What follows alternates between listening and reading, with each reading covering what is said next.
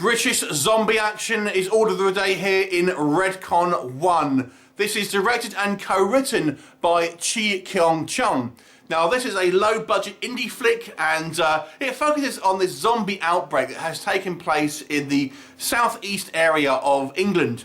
Now we have a bit of a backstory where we learn that there is a scientist which has been kind of doing dodgy experiments in a prison and has maybe somehow created this kind of zombie plague.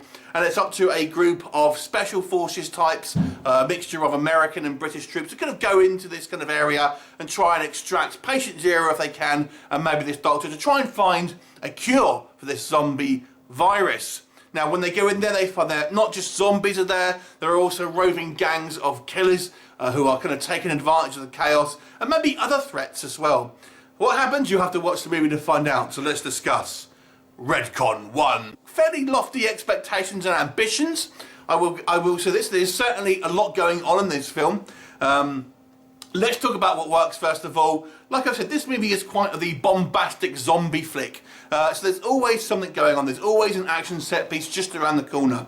So I was quite impressed with the perceived scale and scope of this movie, because obviously it's a very low budget film, but nonetheless I feel the things like the set design here, the location shooting, actually gives it a feel. There is this kind of like this desolate wasteland. There's also quite a high cast in regards to things like extras and stuff like that. So we do see kind of many kind of zombie types kind of roving the countryside and things like that. So you do feel this particular area of the UK is, is very infested, very kind of dangerous. And I also quite like the threat of having, the idea of having multiple kind of like dangerous kind of situations here. We don't just have the zombies, we have these gangs. I mean, it's taken templates from The Walking Dead, let's not lie here.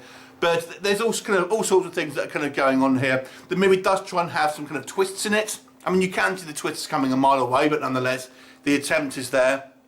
And it tries to have build a kind of somewhat of emotional connection between maybe someone who's infected and kind of the soldiers, to try and make you care about these kind of people.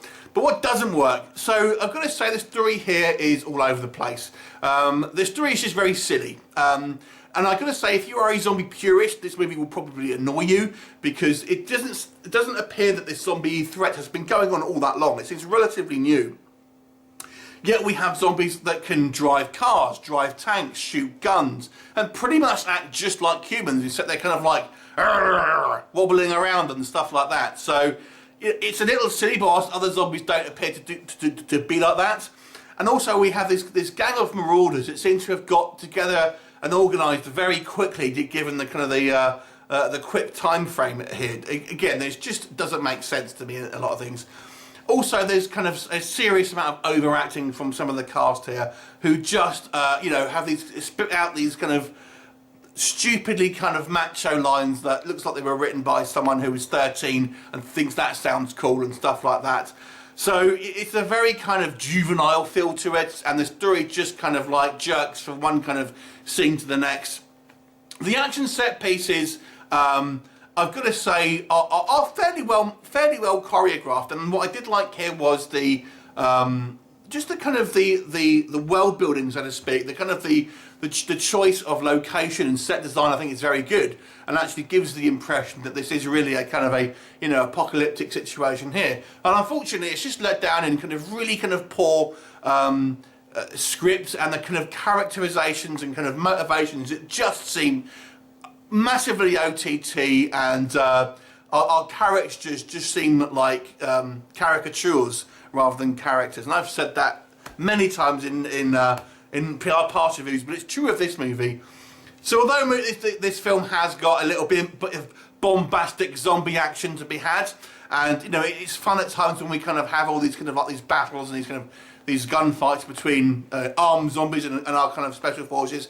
It's just overall the lack of kind of smooth direction, kind of coherency, just makes it unfortunately a little bit of a kind of a chore to sit through at times. Certainly not terrible. I will say that there are worse zombie films. At least this one has an element of action to it, and kind of a somewhat of a kinetic vibe to it. But there's always kind of something kind of kicking off.